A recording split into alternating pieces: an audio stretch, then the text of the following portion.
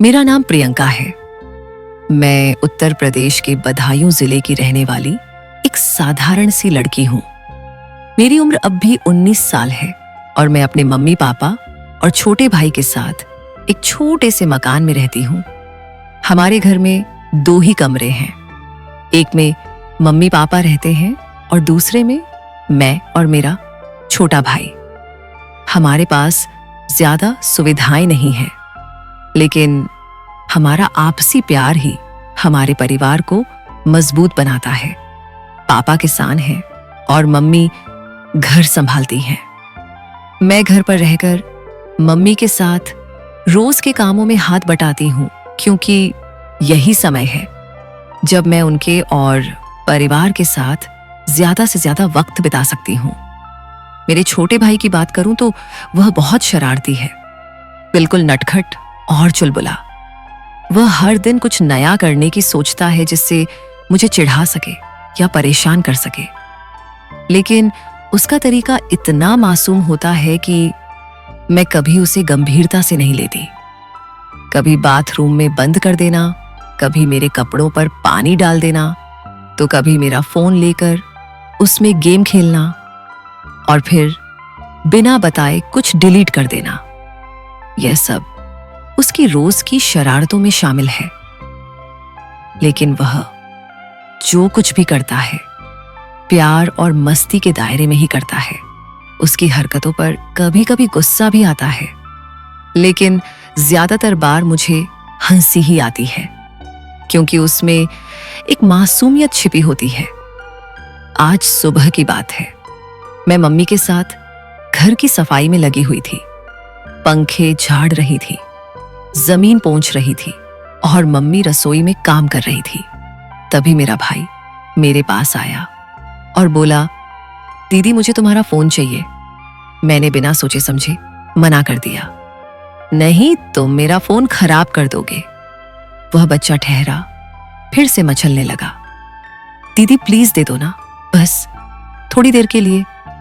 मैंने फिर इनकार किया, लेकिन तभी मम्मी पास से बोली, बेटी दे दो, तुम्हारा ही भाई है। मम्मी की बात सुनकर मुझे थोड़ी नाराजगी हुई। मैंने कहा, मम्मी आप हमेशा उसी की तरफदारी करती हो, इसी वजह से वह बिगड़ता जा रहा है।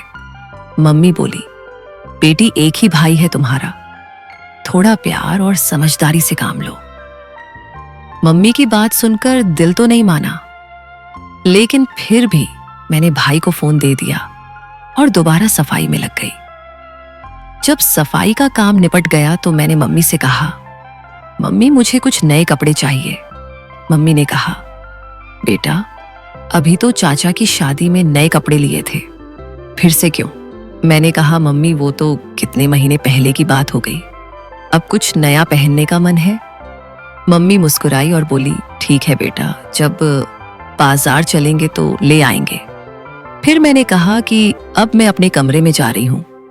मम्मी ने सिर हिलाकर इजाजत दे दी।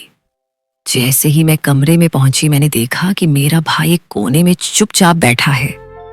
उसकी आंखों में डर और पछतावा था, जो मुझे तुरंत महसूस हो गया। मैंने पूछा, मेरा फोन कहाँ है? वो धीरे से बोला, दीदी मुझसे एक गलती हो गई है। मैंने थोड़ा घबराते हुए कहा, क्या हुआ? साफ साफ बताओ। वो बोला, दीदी मैंने आपका फोन का सारा डाटा खत्म कर दिया। मैं वीडियो देख रहा था और ध्यान नहीं रहा कि कब डाटा खत्म हो गया। जैसे ही मैंने यह सुना, मेरा पारा चढ़ गया। बिना कुछ सोचे समझे मैंने उसे एक थप्पड़ जड़ दिया और गुस्से में कहा, तुम्हें अक्ल है भी या नहीं? अब मैं कैसे रील्स देखूंगी? तुम्हें समझ में नहीं आता कि यह सब कितना जरूरी होता है? वो तुरंत रोने लगा और भागता हुआ मम्मी के पास चला गया।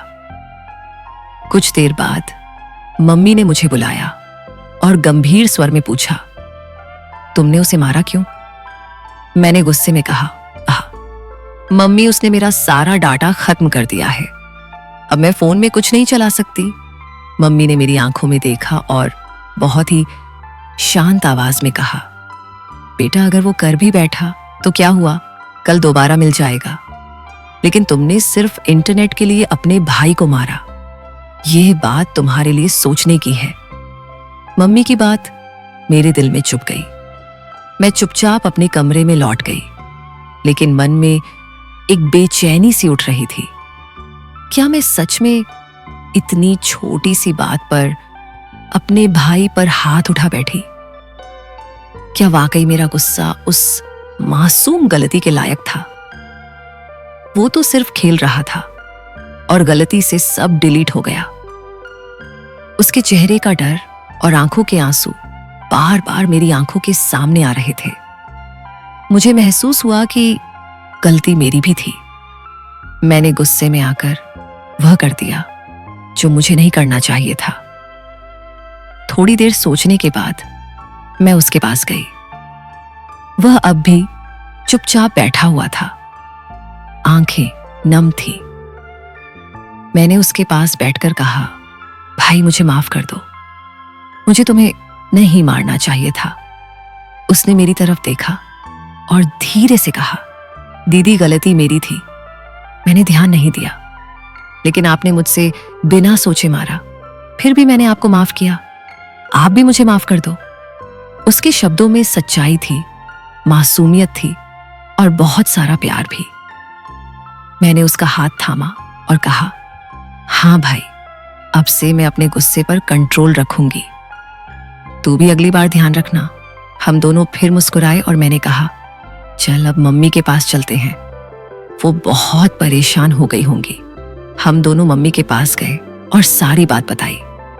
मम्मी ने हमारे सिर पर हाथ रखा और मुस्कुराकर बोली, मुझे बहुत अच्छा लगा कि तुम दोनों ने अपनी गलती मानी और एक दूसरे को माफ किया। आज मैं तुम दोनों की पसंद का खाना बनाऊंगी। उस दिन घर में एक अलग ही मिठास थी। गलती भी हुई थी, लेकिन उससे रिश्ते और मजबूत हो गए थे। हम तीनों ने साथ बैठकर खाना खाया और ढेर सारी बातें की। मेरे दिल से एक बोझ उतर गया था और मैं समझ चुकी थी कि रिश्तों में गुस्सा नहीं, माफी और समझदारी होनी चाहिए। तो दोस्तों, यह थी मेरी कहानी। अगर आपको यह कहानी पसंद आई तो देशी वॉइस संजना को सब्सक्राइब करें और अपने विचार हमसे जरूर साझा करें। धन्यवाद।